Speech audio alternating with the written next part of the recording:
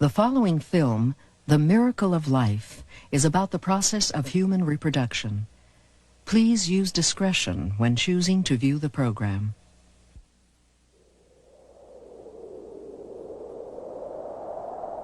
Four and a half billion years ago, the young planet Earth was a mass of cosmic dust and particles. It was almost completely engulfed by the shallow primordial seas. Powerful winds gathered random molecules from the atmosphere. Some were deposited in the seas.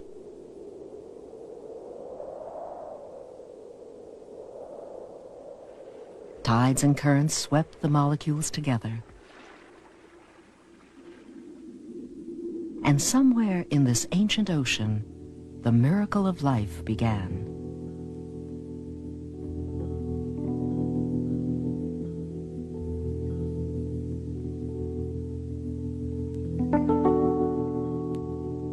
The first organized form of primitive life was a tiny protozoan.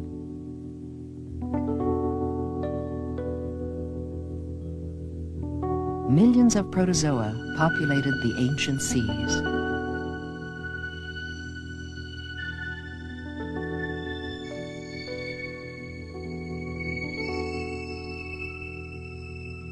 These early organisms were completely self-sufficient in their seawater world.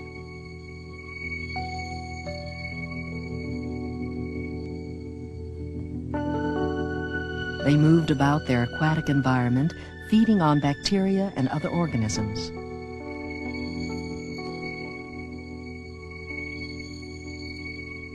They were covered with hundreds of tiny whipping hairs called cilia and flagella that made movement possible.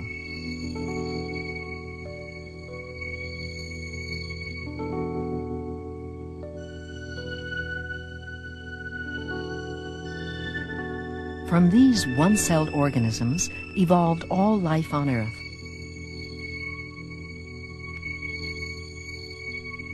And the foundation of life, the cell, has endured unchanged since the first tiny organisms swam in the cradle of life, the sea.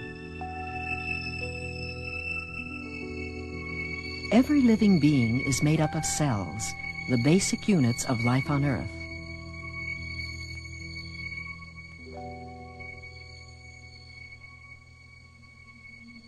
And all cells reproduce themselves by dividing into two identical cells.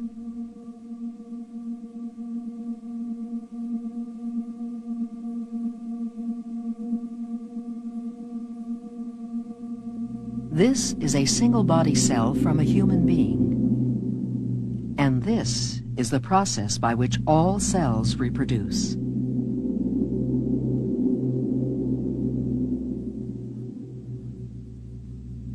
Now there are two cells, each exactly like the parent. In the cell's nucleus is the extraordinary chemical substance DNA. The DNA is contained in 46 chromosomes in every cell of the human body.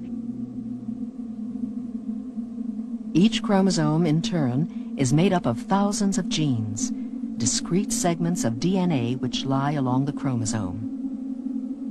Penetrating even deeper into the structure of the chromosome, we see the DNA molecules themselves. DNA contains all the genetic information of the cell, and it is the only living substance capable of reproducing itself exactly. Without DNA, duplication, and therefore life itself, is not possible.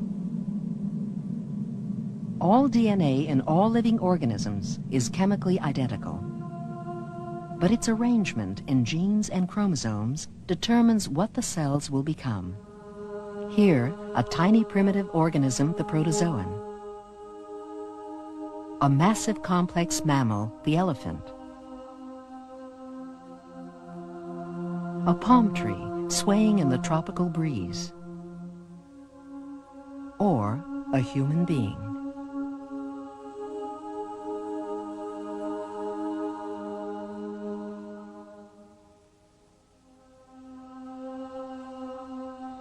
we are about to witness, for the first time, a wondrous and complex process. The actual conception and growth of a new human being. Each beginning lies deep inside the mother's body, in the ovaries. Each ovary contains 250,000 egg cells, which reach full development even before the woman herself was born. The eggs each contain 23 chromosomes, the mother's genetic contribution to her future offspring. During each menstrual cycle, the ovaries produce hormones which stimulate the growth of a single one of these eggs. At the midpoint of her cycle, the follicle, which encloses the egg and its protective layers, ruptures. This is ovulation. The egg travels through the fallopian tube, which connects the ovary and the uterus, or womb. In the tube, the egg waits for sperm from the father to fertilize it. The fertilized egg, now with genetic material from both parents, moves through the tube to the uterus, where it attaches itself to the nutrient-rich lining.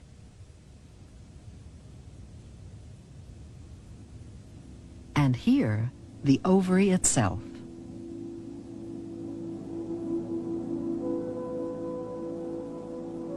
In cross-section, stained blue for better visibility, we see the hundreds of tiny egg cells.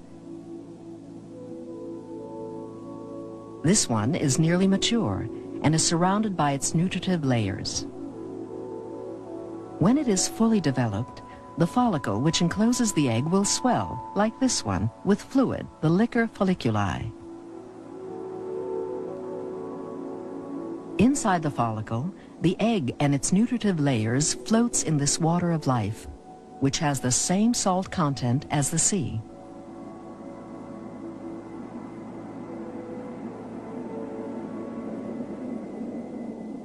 The swollen follicle here on the left is then gently brushed by the swaying fimbriae, the outermost fringes of the fallopian tube.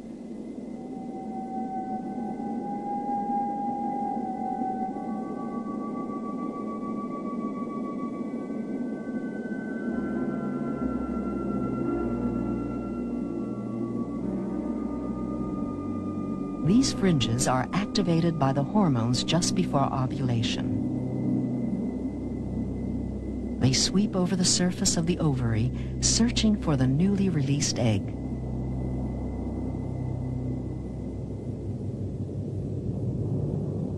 As ovulation nears, the fringes become filled with blood.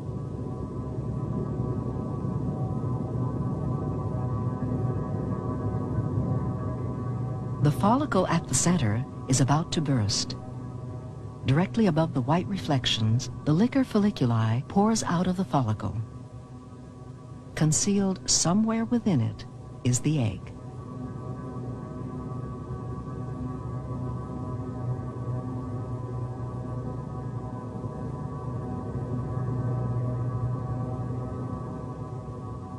The fringes search for the newly released egg. It lies here, surrounded by a cloud of its own nutritive cells. It is only the size of a grain of sand. At the far right, the egg is drawn into the fallopian tube.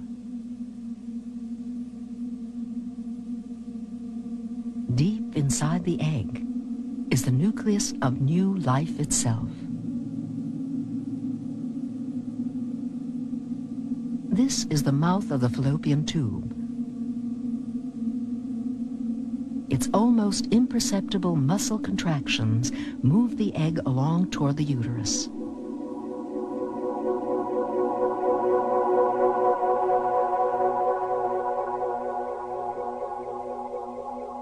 Here, the egg has reached the interior of the tube itself.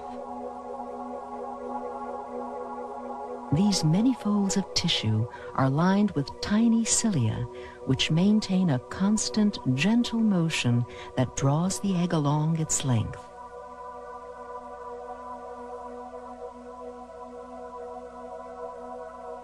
The inside of the tube is actually only about twice the thickness of a single human hair.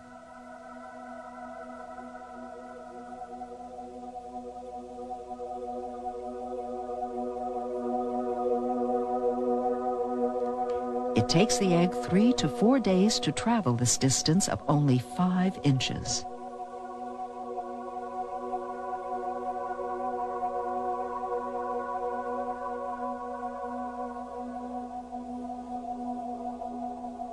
The translucent egg here lies in a muscle fold deep inside the fallopian tube.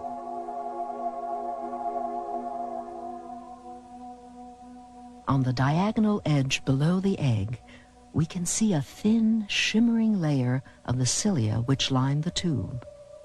Gently moving the egg along, they are exactly like the cilia of the primitive protozoa. The egg must join with a sperm within 24 hours of leaving the ovary for conception to take place. If no sperm are present, the egg disintegrates, and the same cycle will happen again the following month and throughout all the woman's childbearing years. This remarkable cycle is made possible by complex molecules, the sex hormones. Crystallized and stained, they look like this.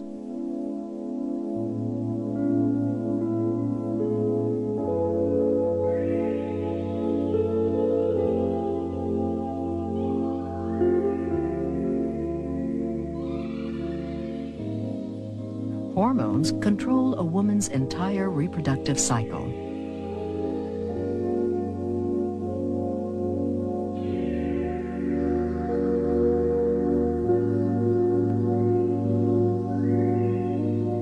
Hormones control a man's reproductive ability as well.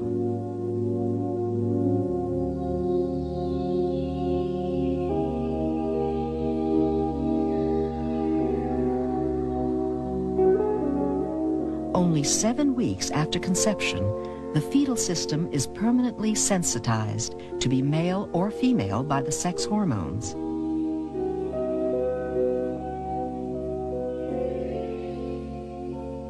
One fetus will develop ovaries, and its brain will be programmed to release hormones in cycles. It is female. Another fetus will develop testicles, and its brain will release constant low-level amounts of sex hormones. It is male.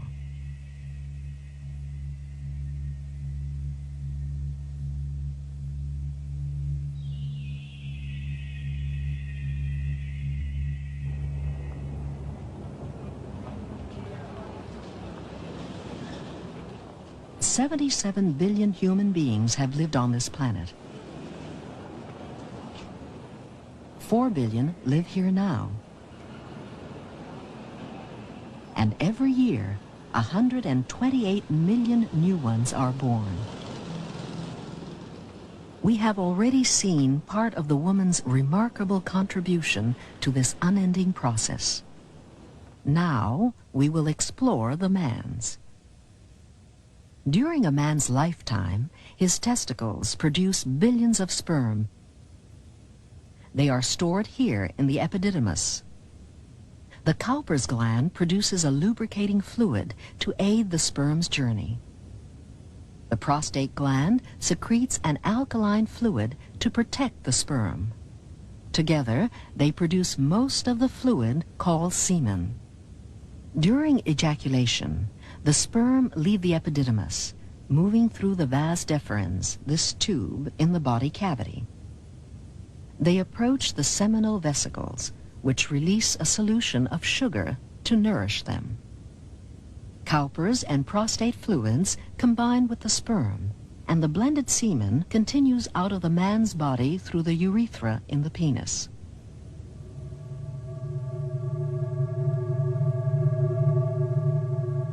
This is the interior of the urethra itself. We are traveling up into the man's body from the outside through the penis.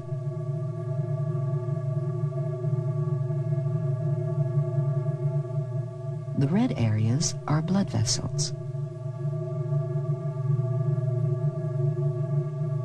black spots are calcium deposits.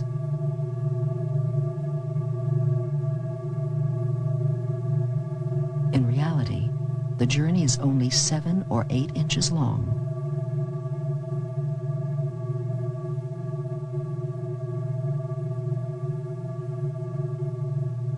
Ahead, the red area is the opening to the bladder. During sexual arousal, a valve here stops urine from entering the urethra. The valve is now open.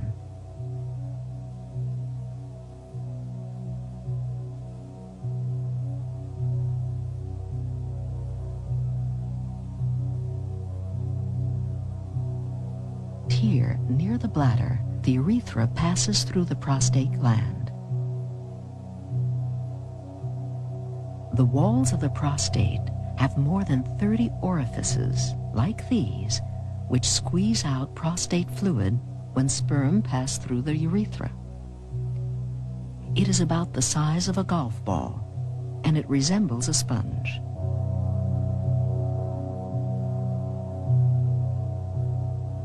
Inside, it is filled with the small cavities which produce the fluid.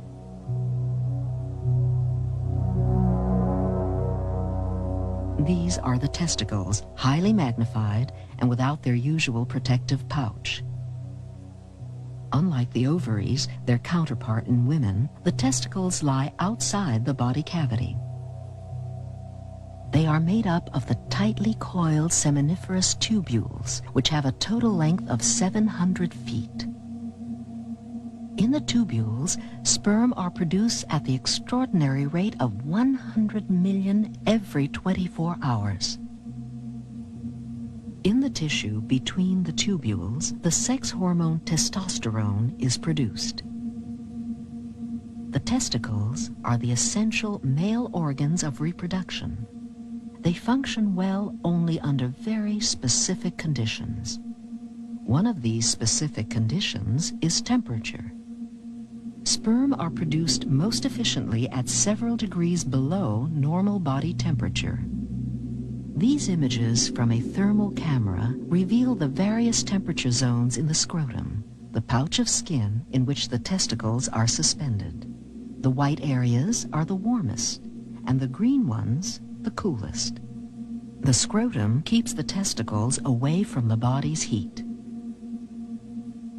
This is a cross-section of one of the tubules in the testicles, stained blue and magnified 2,000 times. At the dense center of the tubule is the transport canal, which carries mature sperm away to the epididymis for storage.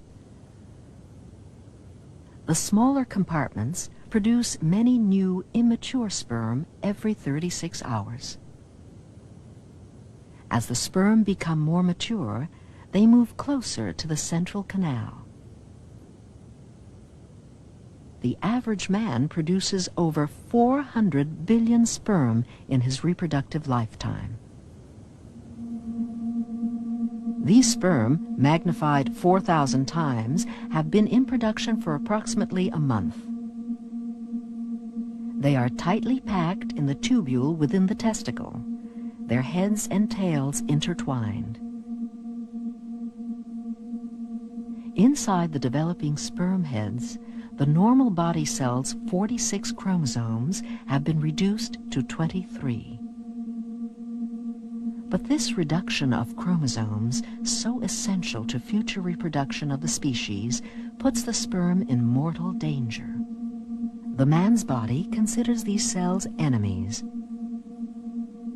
But the sperm are defended by nurse cells, like this one, and the large cell at the right. They form special protective barriers around the maturing sperm cells. Each nurse cell cares for many sperm at a time. This tendril is part of the remarkable communication network which connects each nurse cell to over 150 separate sperm cells throughout the tubule. The tendrils enable the nurse cells to feed and protect the maturing sperm and to move them closer to the transport canal. This sperm is nearly mature. During its development, it has lain in total passivity in the tubule, being protected and nourished by the nurse cell. When mature, like this one, it is transported by the nurse cell to the epididymis. Millions of sperm are stored in these densely packed tubules, which, if stretched out, would be 15 or 20 feet long.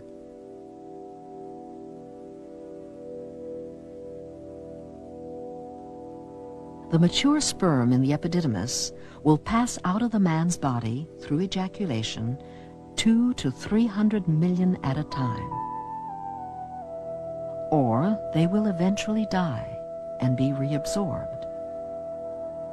These sperm carry the man's genetic material, and they are fully mature. But they are not yet able to fertilize a woman's egg. They do not attain that ability until they are actually far up inside the woman's body.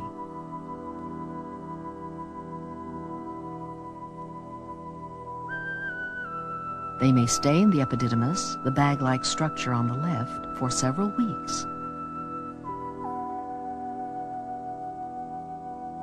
While here, they develop the ability to swim. A sperm propels itself by means of a long tail, a flagellum, which lashes vigorously from side to side. This extraordinary activity has but a single purpose: to deliver the genetic material in the sperm's head quickly and precisely to the woman's egg. On the tip of the sperm's head is a layer of enzymes and enzyme inhibitors. The inhibitors preserve the enzymes, which will be needed later to penetrate the surface of the egg. This is how the sperm's head looks without its enzyme cap. The material of the head itself is loaded with the actual genetic information which will be transmitted to the egg. These are the strands of DNA which will be transformed into chromosomes. This is one of the many fuel packets arranged along the midpiece of the sperm. The fuel consists of sugars, which is converted into energy for the sperm's locomotion. The propulsion system of the sperm's tail is made up of a bundle of cords or filaments. The filaments are covered with thousands of tiny hooks.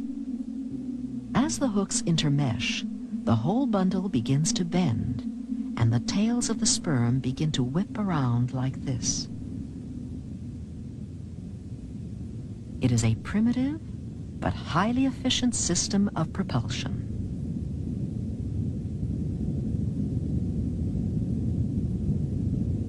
The system does not function perfectly every time. On the average, up to 20% of a normal man's sperm are deformed or imperfect in some way.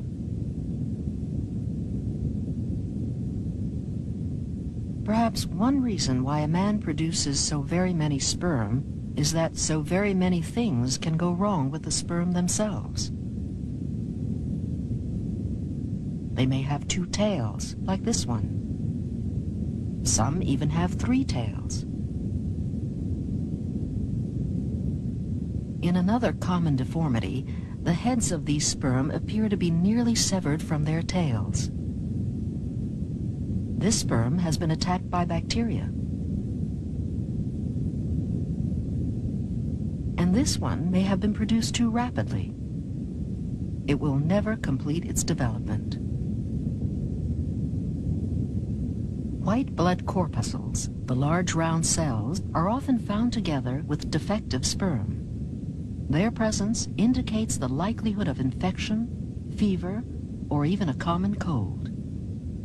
Most of these sperm deformities could have been caused by just a slight elevation in the temperature of the testicles.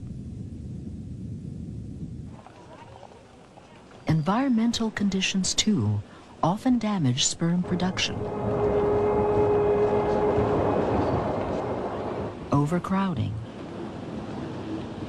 stress, smoking, chemical pollution of air and water, occupational hazards, radiation, poor nutrition, all part of modern life. Even our modern clothing may affect sperm production.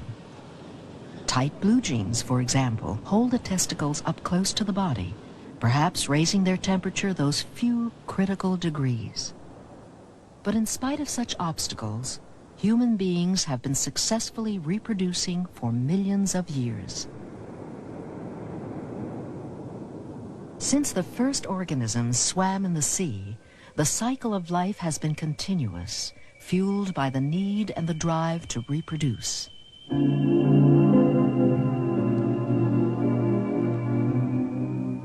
Among human beings, that drive is intimately linked with attraction and desire.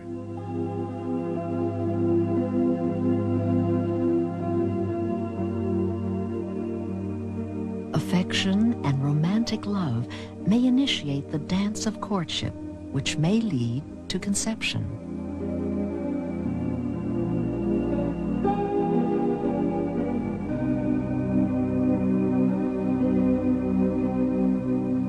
Sexuality, affection, and tenderness can all be part of the complex rituals of mating.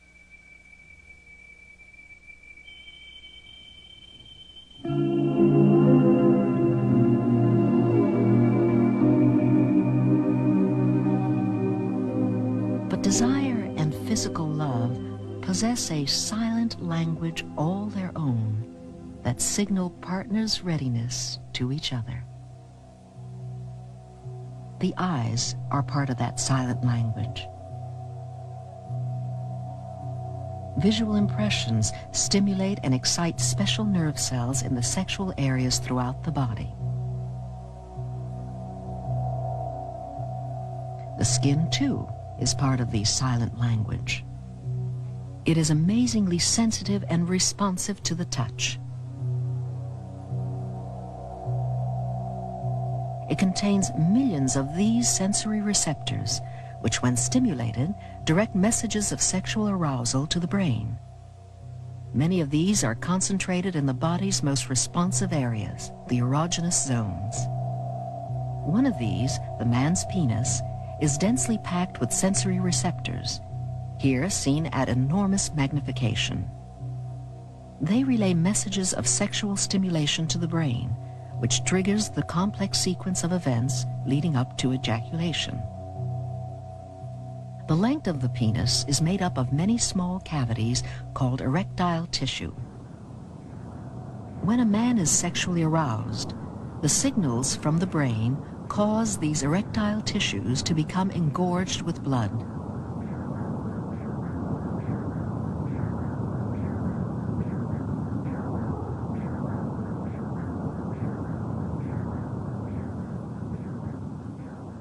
As we can see in these images from the thermal camera, the sudden flow of blood to the penis raises its temperature.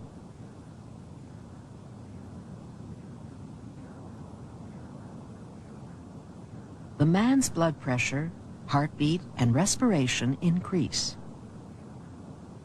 And the blood causes the penis to become erect and elongated so that sperm can be most easily delivered to the woman's egg. In the epididymis, the hundreds of millions of waiting sperm, which will soon be expelled from the man's body, accumulate in a mass. As sexual arousal reaches its peak, the entire male sexual system must function perfectly for ejaculation to take place. Cowper's gland, prostate, seminal vesicles, and epididymis.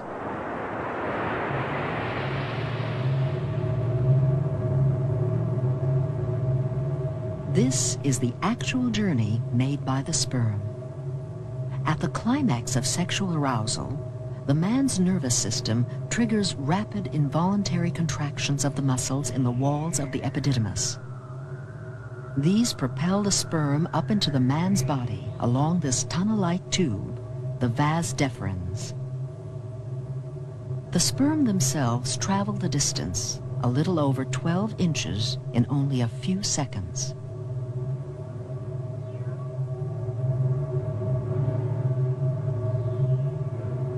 The seminal vesicles release nourishing fructose, which blends with the sperm as they pass by. They mix with the prostate fluid. The blended semen approaches the urethra. Its total volume is actually about 1/2 a teaspoon.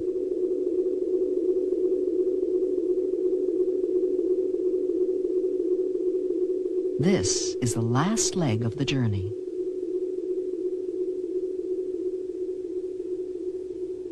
The semen containing the sperm is forced out through the penis by the man's muscle contractions.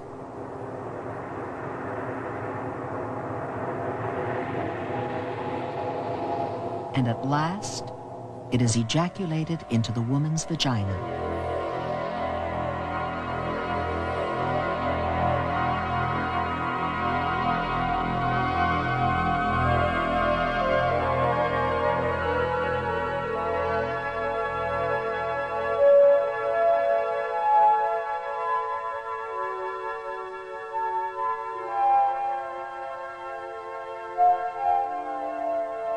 As the semen enters the woman's body, it immediately slows down and coagulates.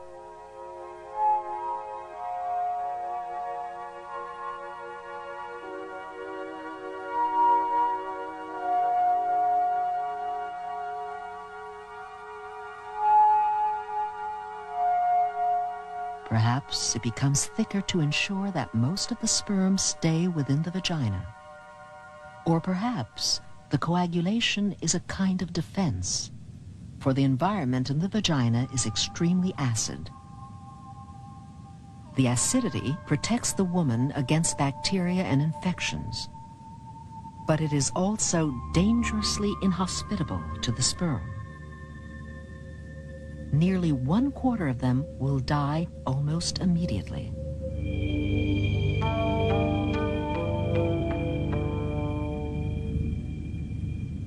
About 20 minutes after ejaculation, the semen becomes fluid again.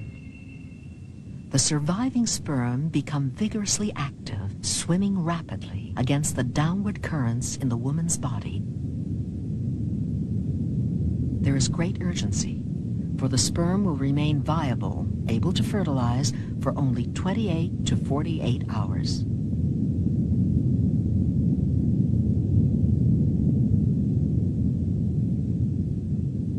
This is the sound made by thousands of active sperm.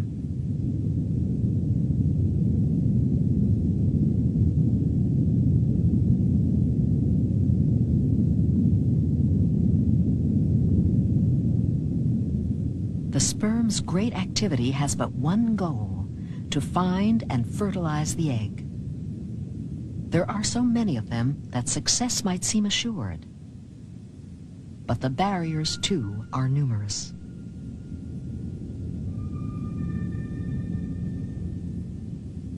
The high percentage of defective sperm has already lowered the odds.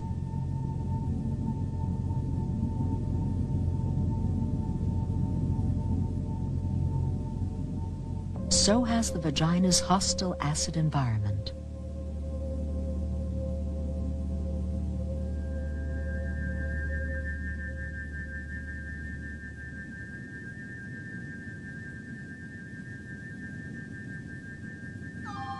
And the woman's own defense system attacks the sperm. They are unwelcome cells from another organism, and they are potential enemies. Her defense cells aggressively protect her from the invaders by destroying them.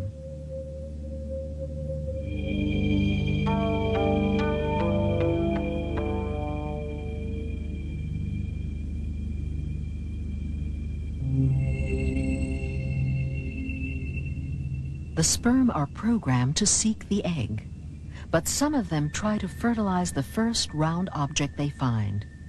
In this case, an ordinary body cell.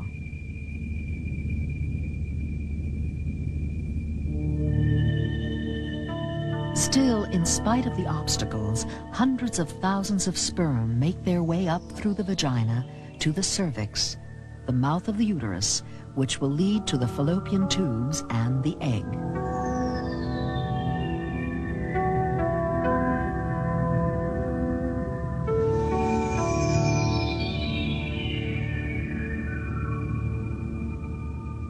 The cervix secretes strands of a special fluid protein called mucin.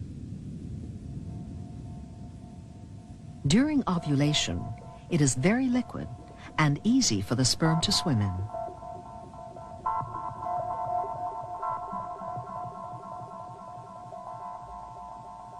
The strands of mucin provide tiny channels, less than 1/100th of a millimeter wide, directing the sperm closer to their objective.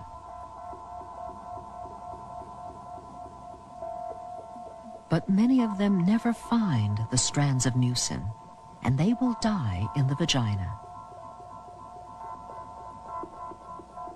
Those that survive will swim up the mucin channels toward the uterus. They swim in dense bunches. The outer ones may protect the inner ones from the woman's acidity and defense systems.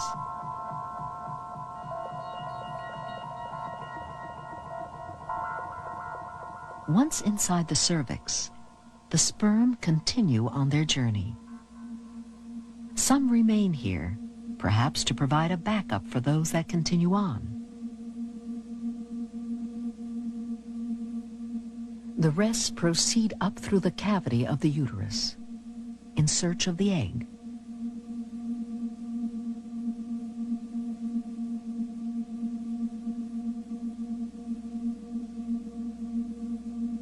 Their number is noticeably reduced.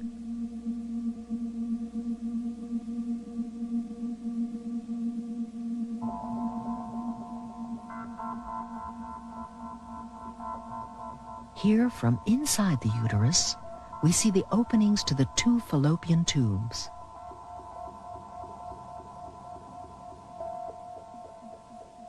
The sperm swim toward them.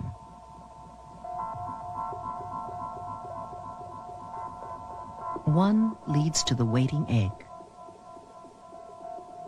the other to an empty tube.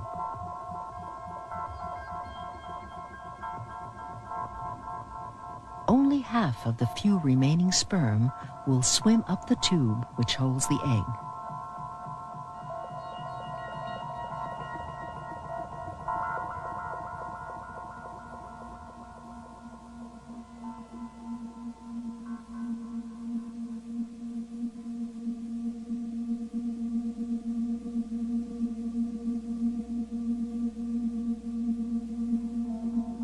The tubes are lined with millions of tiny cilia, the same cilia which helped draw the egg from the ovary toward the uterus at ovulation.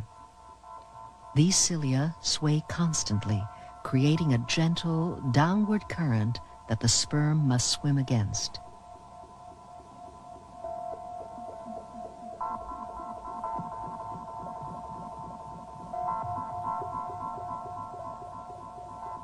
Some sperm get stuck in among the cells lining the walls of the tube. Others lose their sense of direction.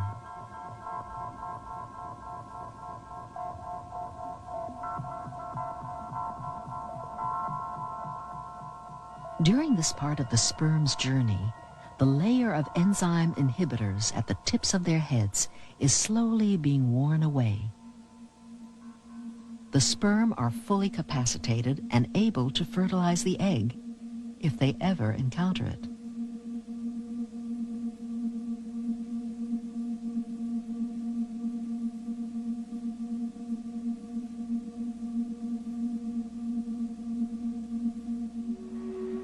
Of the 200 million sperm that begin this long journey, only about 50 ever reach the egg.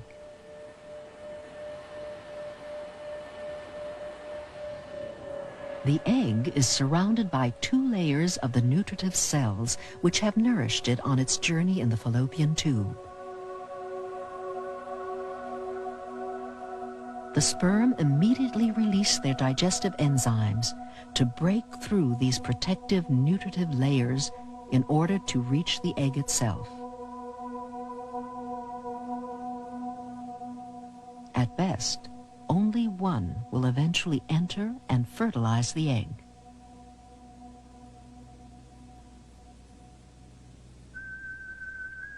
The joint force of their exertions starts the egg rolling around like a mysterious celestial body.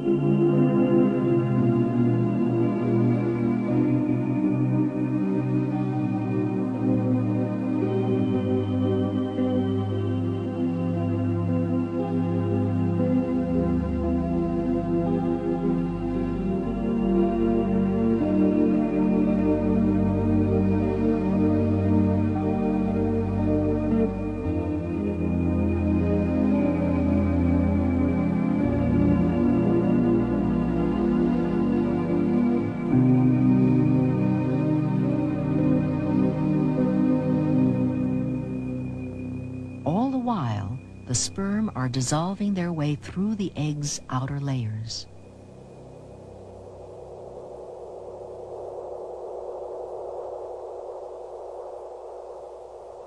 The first sperm to reach the egg's membrane is immediately drawn inside. This is the tail of the penetrating sperm seen from the surface of the egg at enormous magnification.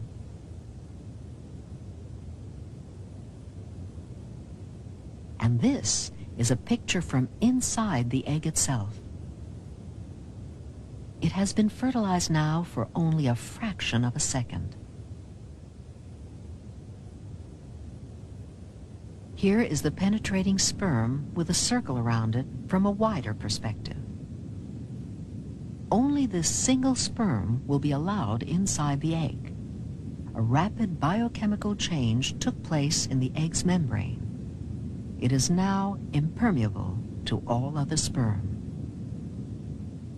Once inside, the sperm too undergoes a dramatic transformation. It loses its midpiece and tail. The tailless head swells up, almost like rising bread. This hole in the sperm head's covering is the first indication that it is about to rupture and release its precious genetic material. Here, the first strand of genes is making its way out of the sperm into the egg. The genetic material continues to spill out from the sperm head. Its tightly packed molecules contain the father's hereditary message.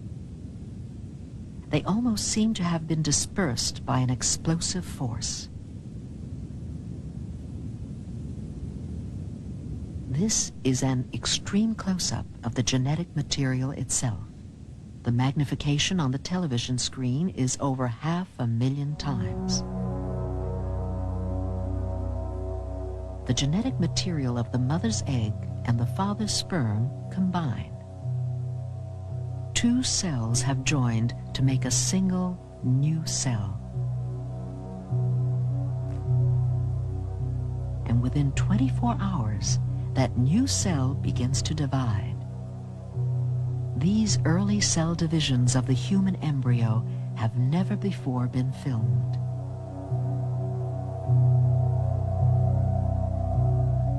The fertilized egg now has 2 nuclei, the small indentations at the center of the cell. The first division of the egg is beginning.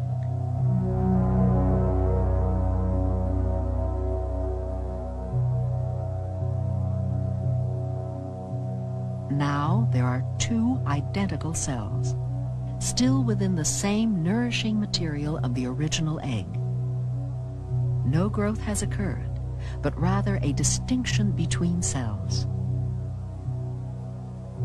Once it has begun to divide, The fertilized egg is called a zygote.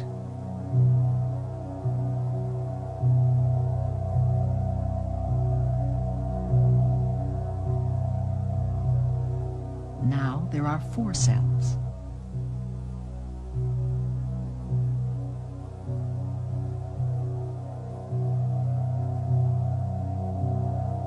The divisions happen at such an accelerated pace that there's little opportunity for the new cells to grow before they divide again.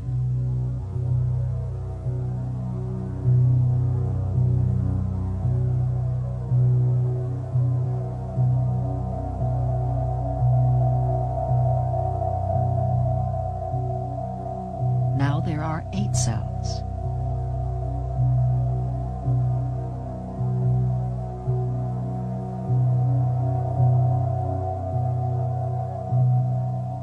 Each new generation of cells in the zygote is smaller than the one before it.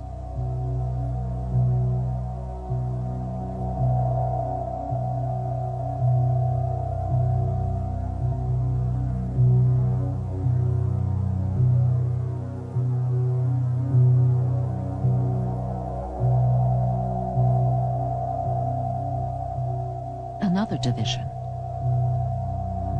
And another.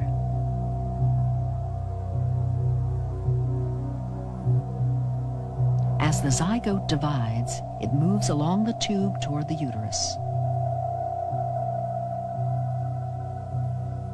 Now it has become a dense, compact cluster of many cells.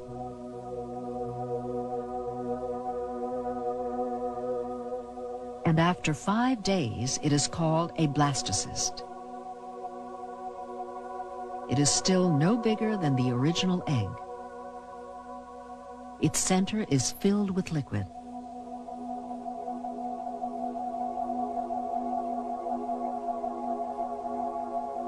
Within 10 days of fertilization, the blastocyst implants itself firmly in the lining of the uterus. Already, the mother's hormones are directing changes in her body to prepare it to support the growing embryo. Barely visible to the naked eye, the embryo will be nourished by the lining of the uterus and then by the placenta. After 2 weeks, the embryo is elongated.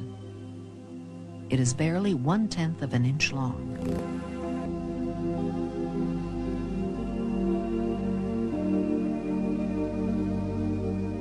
At the top, what will become its head and brain.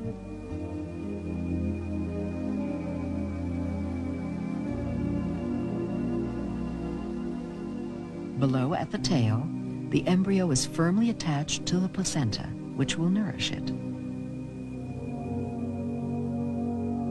At 4 weeks, the embryo has arm buds and is distinctly curled. It has the beginning of eyes.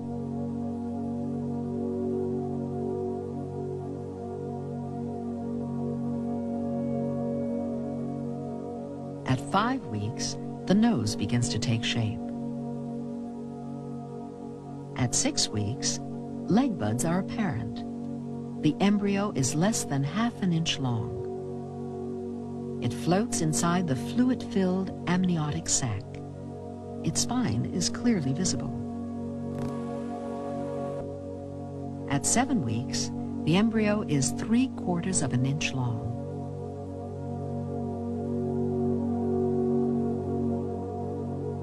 It can move its hands, on which there are clearly defined fingers.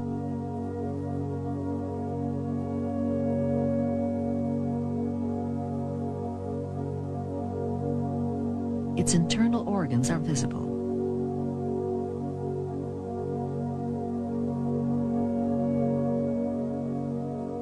The eye lenses are formed.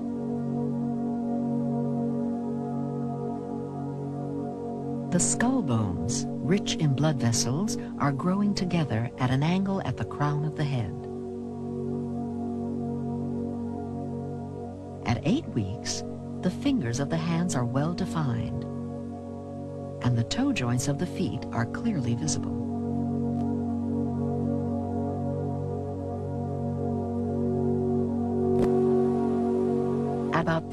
weeks, the embryo is considered a fetus. It can move actively. There is a suggestion of an ear. It is 2 inches long, and it still has the stump of a tail. At 11 weeks, it is 2.5 inches long. At 12 weeks, 3 inches long. Here, the umbilical cord, connecting the fetus to its food supply. By 14 weeks, it can bring its hands together and suck its thumb. By 15 weeks, the sensory organs are nearly completely formed. And by 16 weeks, it is actively turning inside the mother.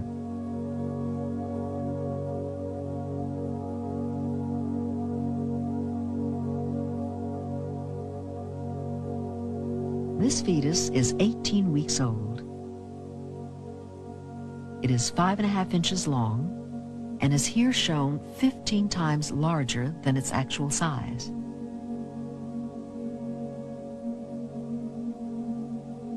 Its mouth and lips are fully formed, and it has the strange nasal plugs whose purpose is not yet understood. The eyes of the fetus are closed, but it can see.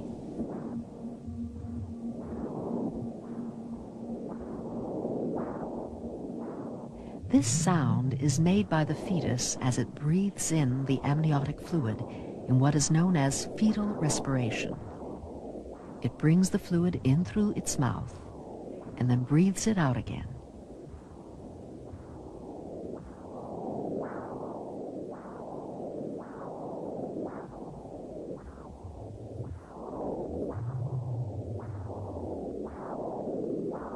The umbilical cord is the fetus's link to its source of life, the mother.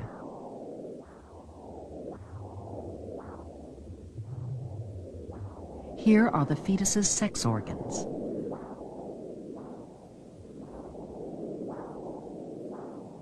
All its important physiological systems have developed, but it will be at least another 8 weeks before the fetus has even a remote chance of surviving outside its mother's womb.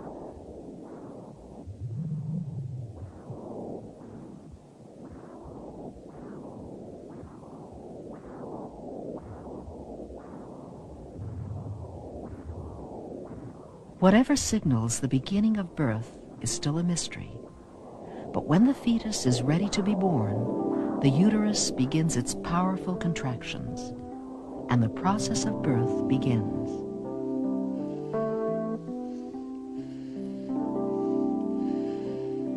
Pull your legs right in. Keep it coming in. Pull them right in. Keep it coming. Take another quick breath. Hold it. Push. Don't stop. Keep it up. Hard. One more in. Deep breath, quick. Push. That a girl. It's so close. Yeah. I wish you could see this. Can you see this, baby?